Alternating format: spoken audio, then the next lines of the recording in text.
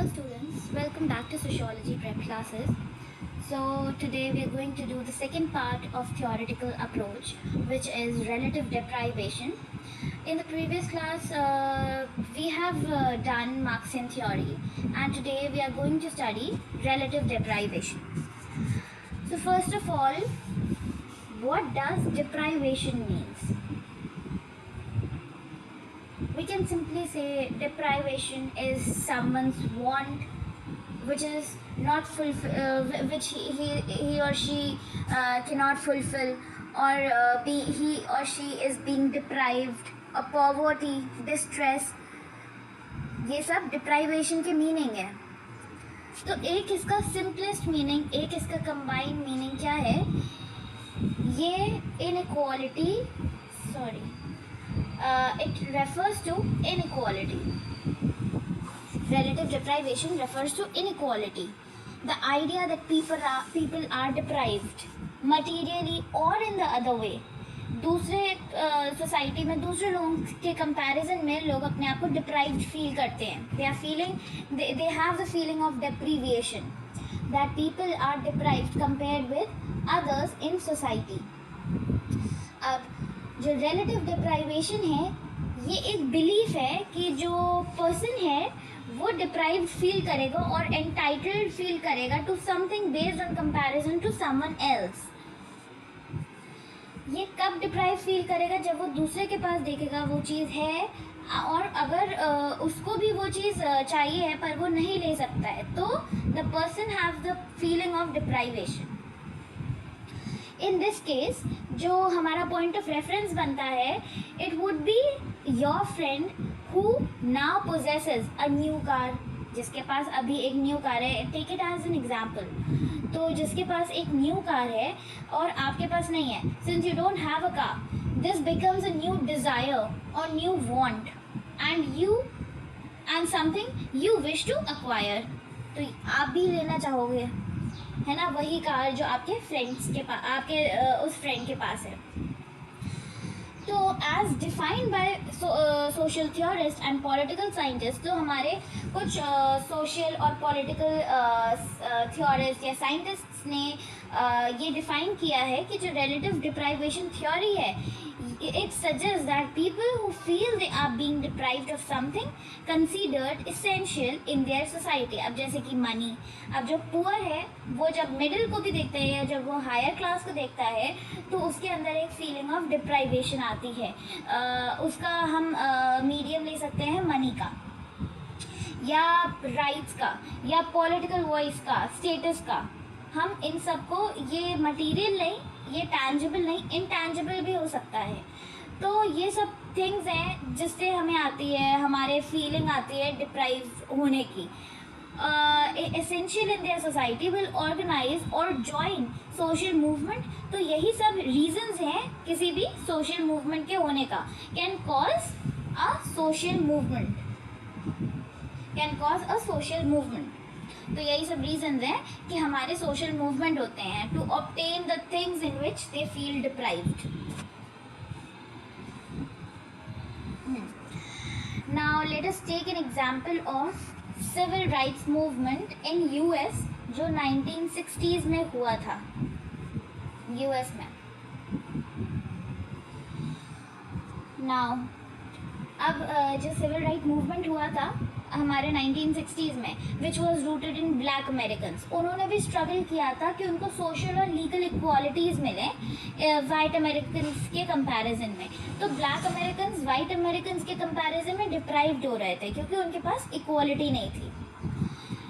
फिर ये जो हमारा कंसेप्ट है, इसका जो कंसेप्ट है, इसका एट्रीब्यूट किसको दिया गया है? हमारे American sociologist Robert K Merton को.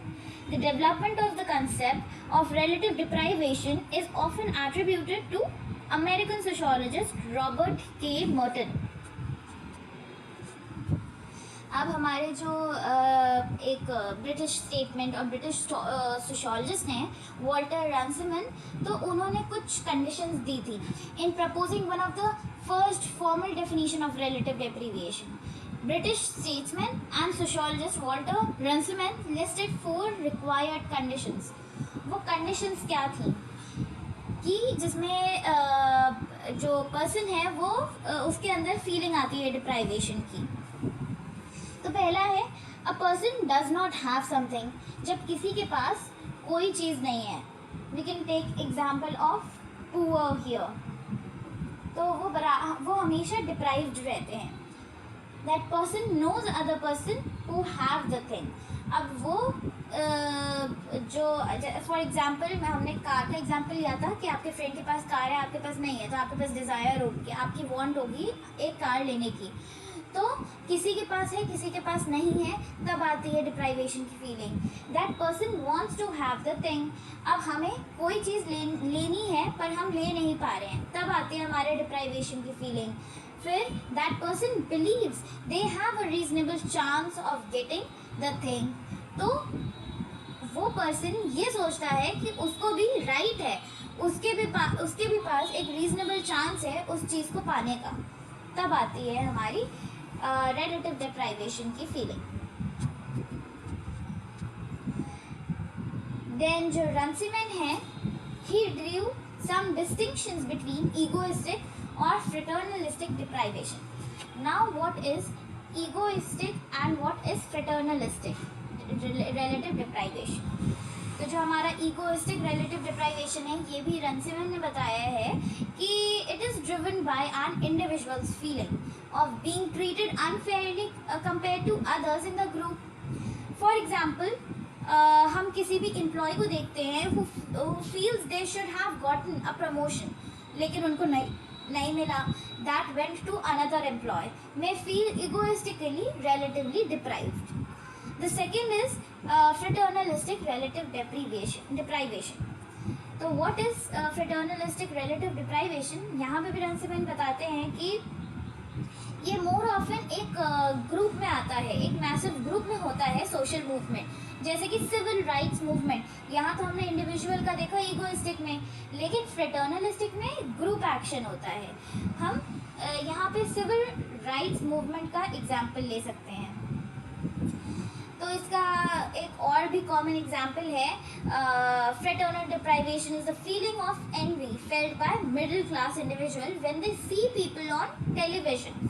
तो जब वो मिडिल क्लास लोगों को टेलीविजन पे देखते हैं, तो उनके अंदर जो फीलिंग आती है, वो फीलिंग उनके लिए फ्रेटर्नलिस्टिक डिप्राइवेशन रिलेटिव डिप्राइवेशन की फीलिंग होती है. वो जब लग्जरी कार्स देखते हैं या फिर एक्सेसरीज देखते हैं, वेयरिंग डिज़ाइन क्लॉथ्स, उनकी जब ये सब देखे वांट होती है, वो वांट नहीं पूरी हो सकती है, तो ये फ्रेटर्नलिस्टिक रिलेटिव डिप्राइवेशन का एग्जाम्पल है. इसका यहाँ तो मैंने ब्रीफ दिया है, but if you see the description box there is a Telegram link जहाँ पर आपको सारे नोट्स अवेलेबल होंगे. You can go and see those notes. Alright.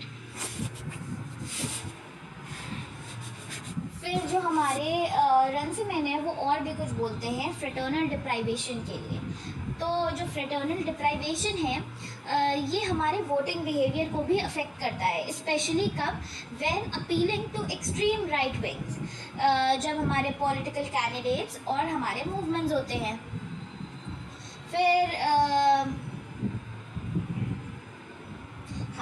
फिर जो हमारा दूसरा व्यू पॉइंट है, वो यहाँ पे वी कैन सी, ये जो गर हैं, ये हमारे सोशियोलॉजिस्ट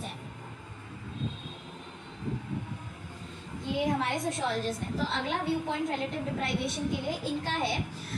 ये अमेरिकन ऑथर हैं, प्रोफेसर हैं पॉलिटिकल साइंस में. इनका पूरा नाम टेड रॉबर्ट गर है. तो another view point on relative deprivation was developed by American author and professor of political science Ted Robert गर. तो इनकी बुक थी 1970 में पब्लिश हुई थी, वाई मेन रिबेल.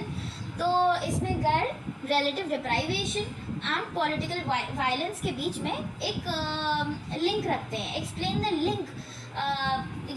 करते हैं लिंक को. Explain the link between relative deprivation and political violence. तो घर एग्जामिन करते हैं कि जो प्रोबेबिलिटी है हमारे फ्रस्ट्रेशन की, अग्रेशन मैकेनिज्म की, ये हमारे किस चीज़ को ट्रिगर करती है, triggered by feelings of relative deprivation. और ये एक प्राइमरी सोर्स है of the human capacity for violence. तो ये सबसे पहला सोर्स होता है हमारे वायलेंस के अकर होने का।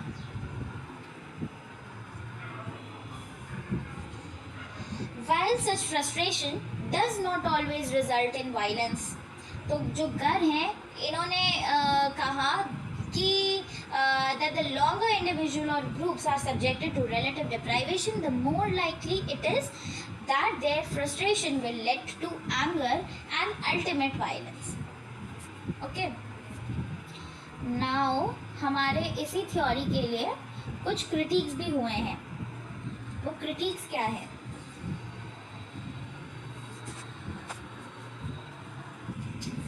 तो हमारे इसके लिए जो क्रिटिक्स हुए हैं, जो हमारे थ्योरिस्ट्स हैं, critics of relative deprivation theory, ये जो है इसने आर्ग्यू किया था कि जो ये थ्योरी है it fails to explain why some people who thought deprived of rights or resources fail to take part in social movement meant to attain those things. अब यहाँ पर हम फिर से सिविल राइट मूवमेंट्स का एग्जाम्पल ले सकते हैं। तो यहाँ पर जो ब्लैक पीपल थे, उन्होंने कुछ ब्लैक पीपल ने पार्टिसिपेट करने से मना कर दिया था मूवमेंट में। तो उनको उस टाइम पर उनको रेफ़र किया गया था टू अंकल टॉम्स। कुछ दूसरे ब्लैक पीपल्स के थ्रू उनको रेफ़र किया था अंकल टॉम्स। किस रेफरेंस में? कि वो ओबीडियंट एनस्लेव्ड पीपल हैं। और ये जो अंकल टॉम है, ये इनकी जो नॉवल है हेडेड बीचर स्टोव की 1852 में ये पब्लिश हुई थी नॉवल अंकल टॉम्स केबिन। उस रेफरेंस में इनको अंकल टॉम कहा गया है। हाउएवर जो प्रोपोनेंट्स हैं रिलेटिव डिप्राइवेशन थ्योरी के, उन्होंने आर्ग्यू किया कि बहुत से लोग जो थे simply wants to avoid the conflict and life difficulties they might encounter by joining the movement. तो इसकी कोई गारंटी नहीं थी उनको कि उनको इसके बाद बेटर लाइफ मिलेगी या फिर इसका रिजल्ट अच्छा होगा। तो इसीलिए वो नहीं चाह रहे थे कि वो भी मूवमेंट ज्वाइन करें।